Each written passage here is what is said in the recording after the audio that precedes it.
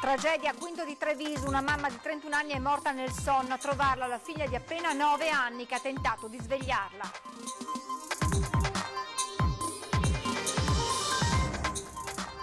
Due carabinieri sono rimasti feriti dopo che la loro auto è stata speronata da un ladro che poi è riuscito a fuggire. È successo a Somma Campagna. Psicosi coronavirus, la decisione del governo cinese di bloccare i viaggi organizzati Cina-Venezia rischia di trasformarsi in un altro colpo per gli albergatori veneziani già provati dalla crisi post-acqua alta. Nuova predazione del lupo in montagna, ma stavolta la carcassa di un cervo sbranato viene trovata sulla pista da sci di Alleghe Selva di Cadore poco prima dell'arrivo degli sciatori. Si sono autodenunciati i ragazzi che avevano decapitato il bambinello del presepe a Sovizzo, sarebbe stato per immortalarsi in un selfie. A Treviso la testimonianza shock in tribunale nel processo a carico di uno spacciatore. Un 14enne racconta la sua odissea iniziata da appena 11 anni.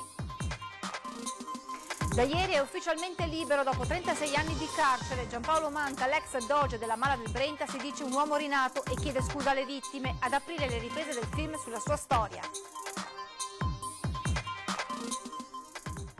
Questi i titoli della prima edizione dei telegiornali di Antenna 3, buongiorno e ben ritrovati. In primo piano dunque la cronaca con la tragedia che si è consumata a Quinto di Treviso. Una mamma di 31 anni è morta nel sonno, a trovarla la figlia di appena 9 anni che aveva tentato inutilmente di svegliarla.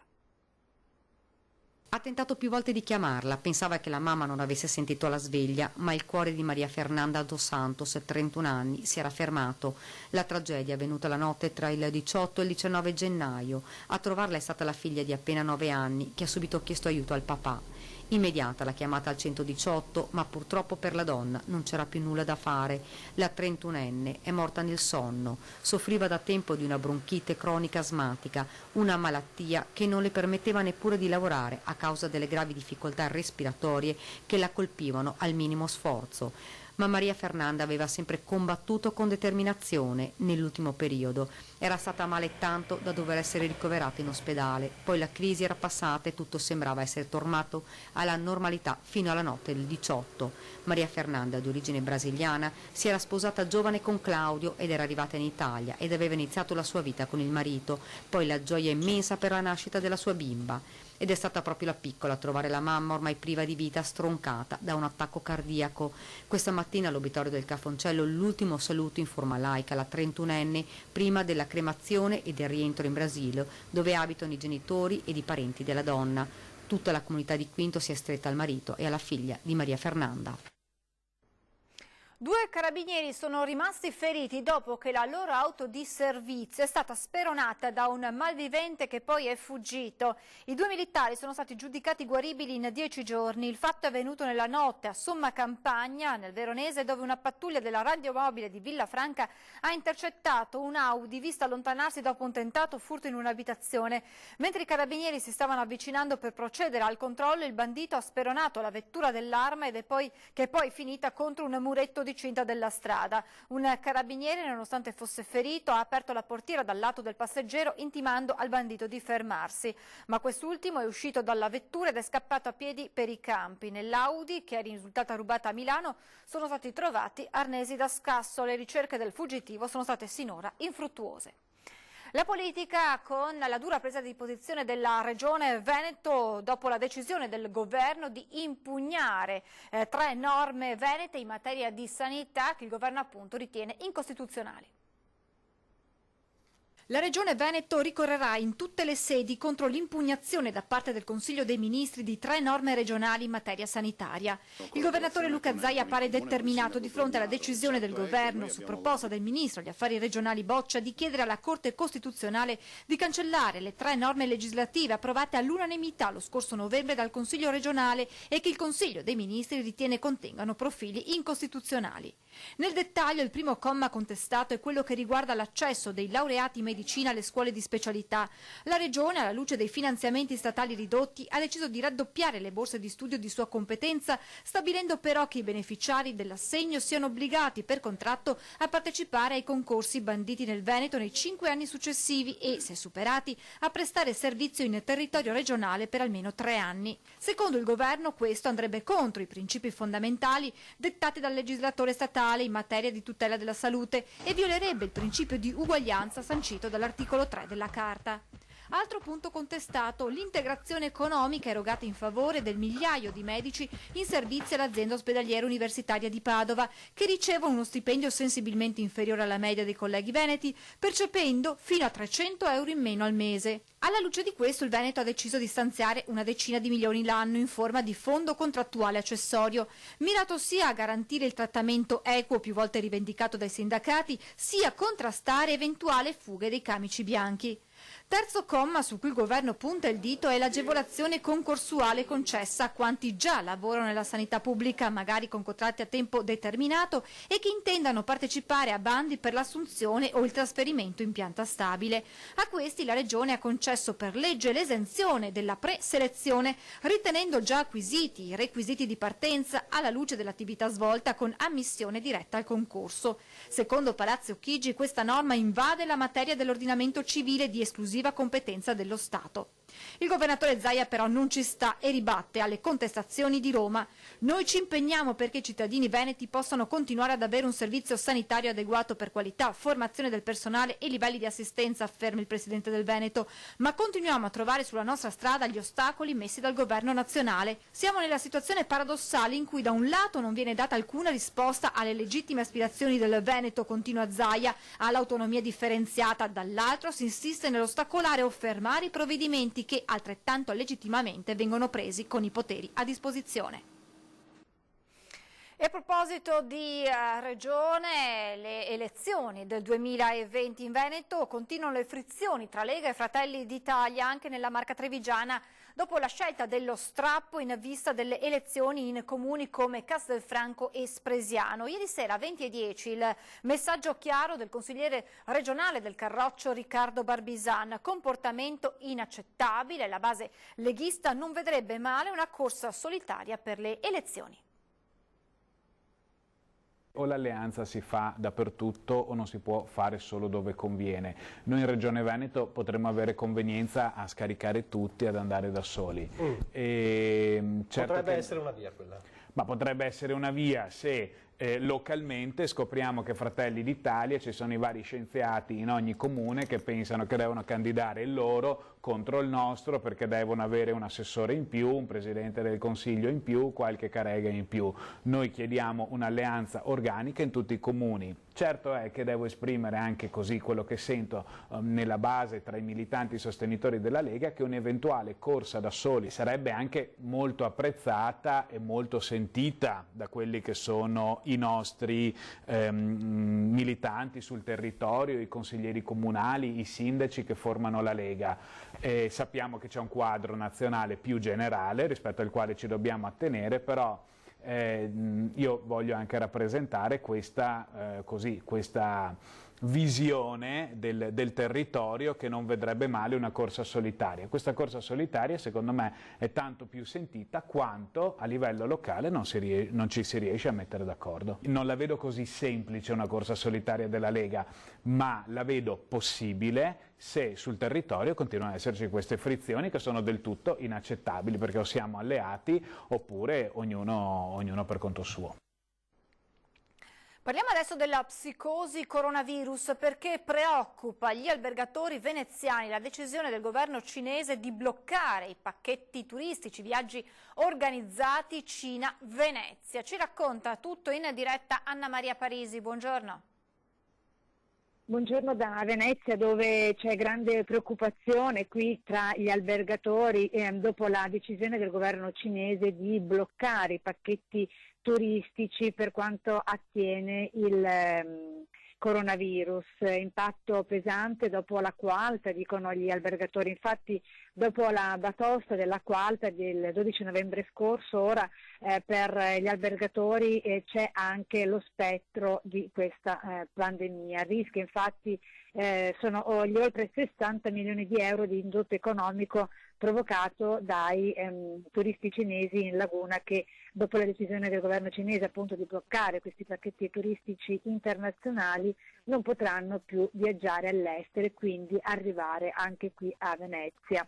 Ricordiamo infatti che negli ultimi giorni la città di Wuhan in Cina, culla del coronavirus, è stata sottoposta a regime di quarantena dalle autorità cinesi, anche se l'Organizzazione Mondiale della Sanità per ora ha cercato di abbassare il livello di allarmismo. Non è ancora il momento di dichiarare lo stato di emergenza sanitaria mondiale, infatti ha detto l'Organizzazione Mondiale della Sanità.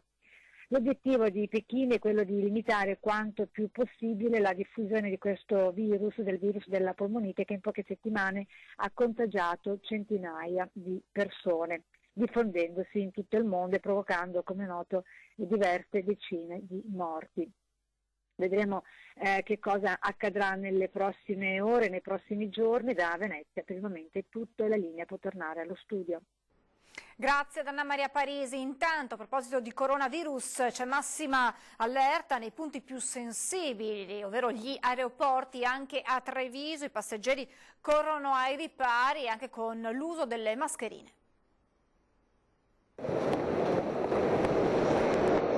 A livello di mascherine ci sono spesso passeggeri che le indossano. Negli ultimi giorni sì, abbiamo verificato che ce ne sono più in abbondanza, sicuramente. Sì, si vedono un po' di più e fanno effetto. Io sono diretto in Bulgaria, a Sofia. E abbiamo le mascherine nella zainetta, appena arriviamo lì le useremo. Non ci sono voli diretti con la Cina in aeroporto a Treviso, ma i viaggi internazionali non mancano e nemmeno i passeggeri orientali, come questa ragazza proveniente dall'estremo oriente. Sì, I'm from Singapore. È lei stessa a spiegarci come a Singapore le misure d'allerta siano elevate e di come sia arrivata a Treviso attraverso diversi scali. E a proposito di questo, da Save, la società degli aeroporti, chiariscono come i controlli sanitari vengano effettuati da protocollo di sicurezza solo in quelli collegati direttamente con la Cina. Voli diretti che non ci sono al Canova di Treviso, ma nemmeno al Marco Polo di Venezia, dove gli snodi di riferimento restano, tra gli altri, Zurigo, Dubai, Francoforte. Tra gli arrivi e le partenze, i nastri e i controlli di routine non c'è paura, piuttosto si parla di prevenzione. Sicuramente quello di lavarsi le mani e di fare attenzione al contatto ravvicinato con altre persone, soprattutto per la trasmissione, insomma, dal punto di vista respiratorio. Un po' di attenzione bisogna, in ogni caso qualche precauzione bisogna prenderla. Sono sempre cose che sembrano lontane ma che alla fine potrebbero essere dietro l'angolo. E di prevenzione parla anche la ragazza con la mascherina. Non sono preoccupata, ci dice, ma prevenire, sembra banale dirlo, è meglio che curare. Generally I'm not really afraid.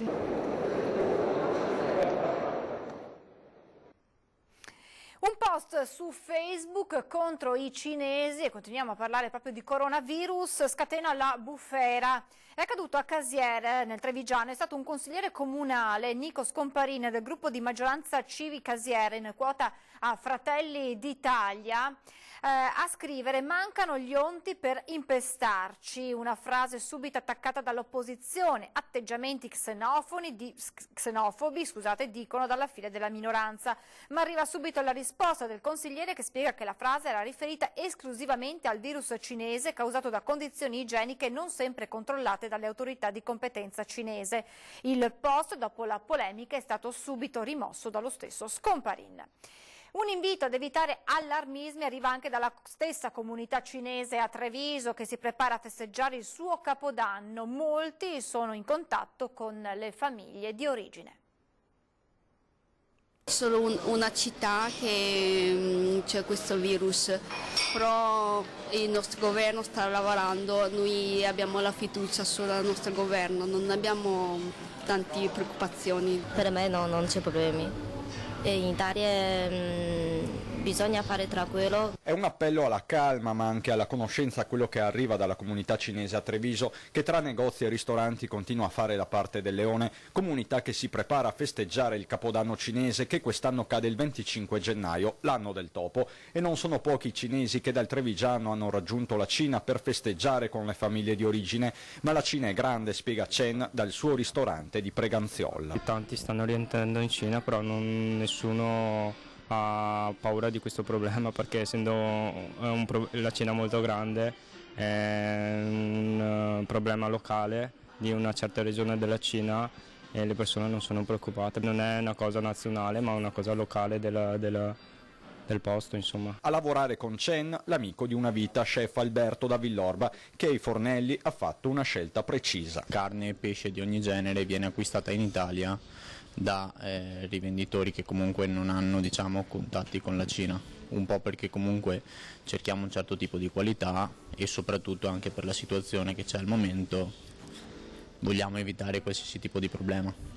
Quindi tu ti senti di rassicurare tutti i trevigiani? Sì, assolutamente sì. Qui non abbiamo nessun tipo di problema, nonostante siamo un ristorante cinese non c'è nulla che possa mettere a rischio né noi né i nostri eventuali clienti. Nuova predazione del lupo in montagna, un caso particolarmente inquietante visto che la carcassa sbranata di un giovane cervo è stata ritrovata questa mattina intorno alle 8:30 dagli addetti agli impianti di sci di Salva di Cadore Alleghe nelle piste da sci del Monte Fertazza, zona che sarebbe stata frequentata poco dopo da molti sciatori. Adesso ci fermiamo per qualche istante di pubblicità, tra poco.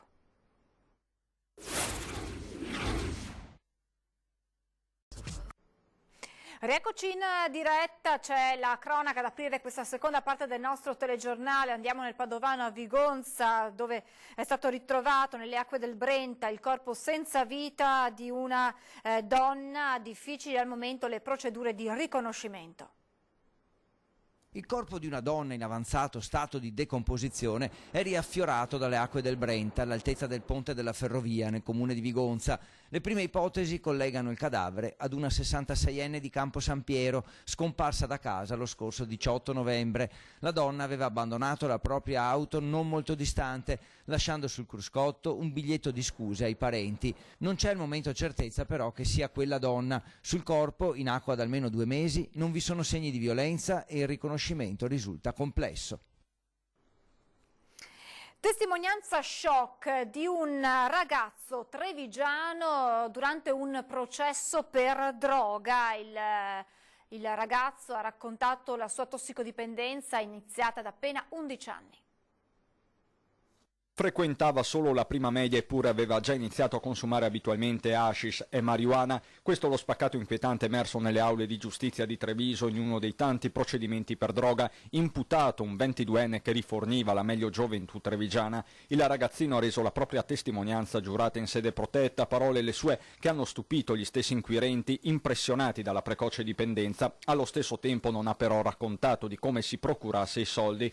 I fatti risalgono al 2016. Il bambino di ieri, oggi è un adolescente di 14 anni, ma ha ricostruito quel periodo in cui pare condividesse la droga con altri coetanei. Non solo, a spacciare hashish e marijuana sarebbe stato anche un altro giovanissimo, un ragazzo di 17 anni, sempre di Treviso, già deferito a sua volta al Tribunale dei minori di Venezia. A scoprire tutto era stato il papà dell'11enne che un giorno, sbirciando nel telefonino del figlio, si era accorto che una persona stava chiedendo con insistenza dei soldi attraverso degli SMS. Da qui la segnalazione che ha scoperto un velo sul traffico. Si sono autodenunciati i ragazzi che avevano decapitato il bambinello del presepe di Sovizzo nel Vicentino. Sarebbe stato fatto questo gesto per immortalarsi in un selfie. Il comune è al loro fianco. Sentiamo le parole del sindaco Paolo Garbin. La brutta vicenda del bambino Gesù decapitato ci lascia comunque degli insegnamenti assolutamente importanti e da sottolineare.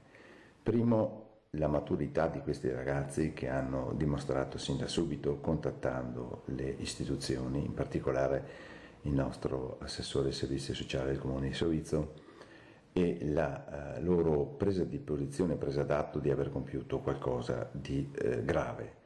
Secondo, le famiglie fin da subito hanno dimostrato, una volta che sono state convocate dal comandante della polizia locale, di assumersi le loro responsabilità e di redarguire in maniera anche pesante il comportamento dei propri figli.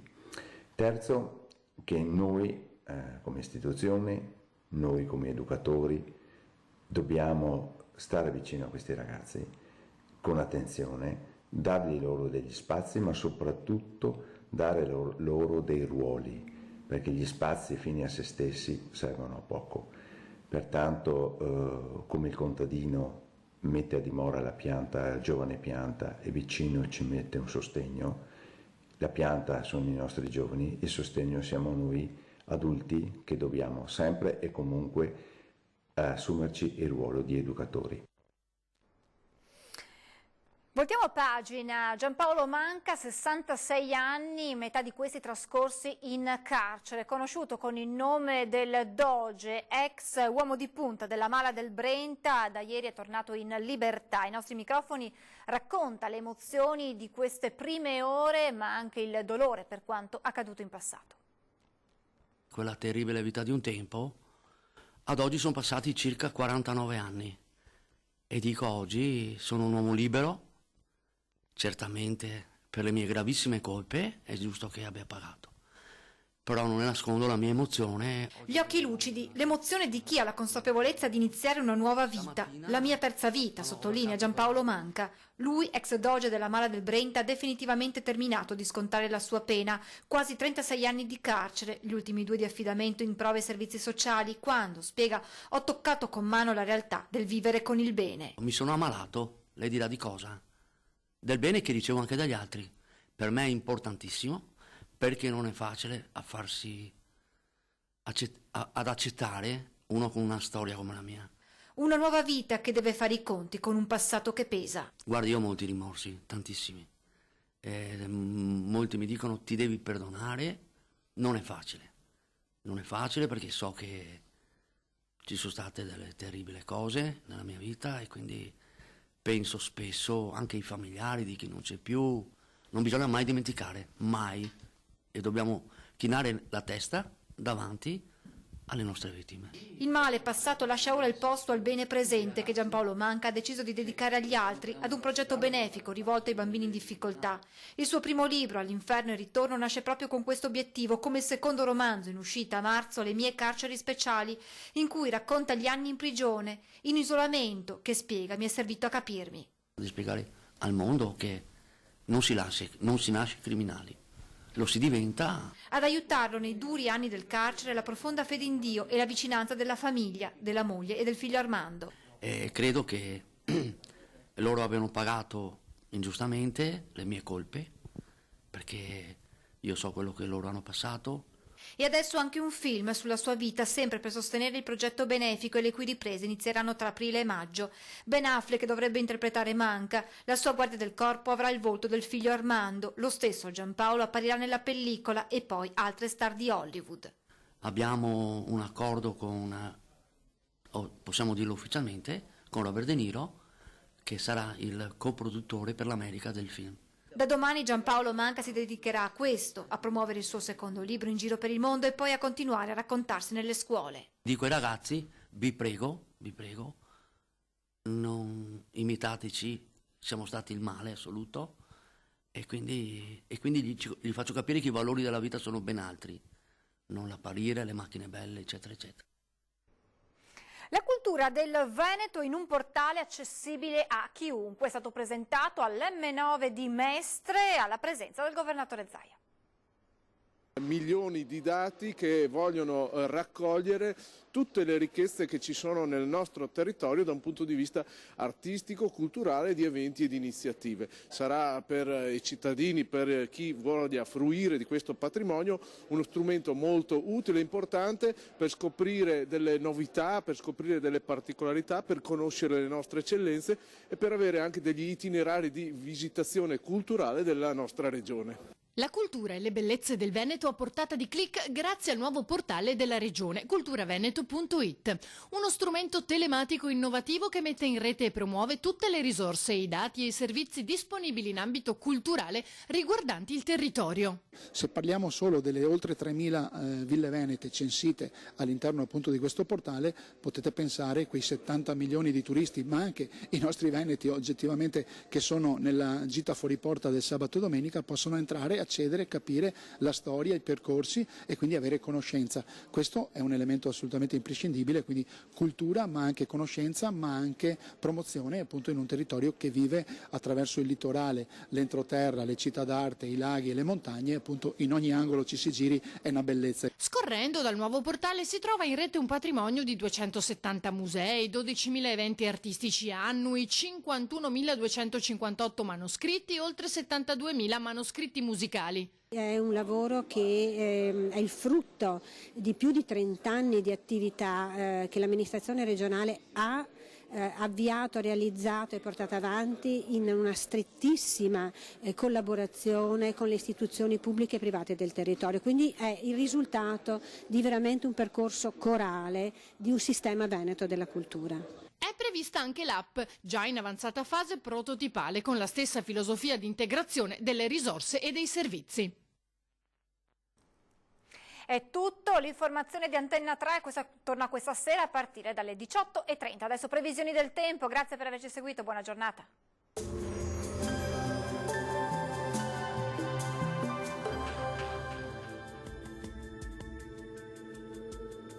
Bentrovati al meteo. Una bassa pressione causerà una certa instabilità sul territorio. Insomma, il weekend sarà all'insegna di un tempo incerto.